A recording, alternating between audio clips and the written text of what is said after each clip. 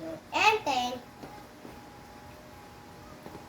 Ngayong araw ng Lunes, ika-2 ng Setyembre, 24.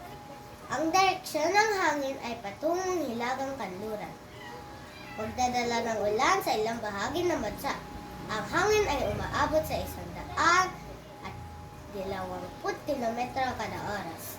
May pagpugso ang hanggang 150 kilometro kada oras. Mag-ingat sa malakas na hangin na maaaring magdulot ng pinsala. Magiging malakas ang ulan at posibleng magdulot ng pagbaha at pagbuo ng lupa. Maging handa! Lumikas kung kinakailangan. Sundin ang mga abiso mula sa lokal na pamahalaan. Maging alerto at mag-ingat. Kaligtasan ay panahin. Ako po si Ethan Ben Peralta, nagpuulat.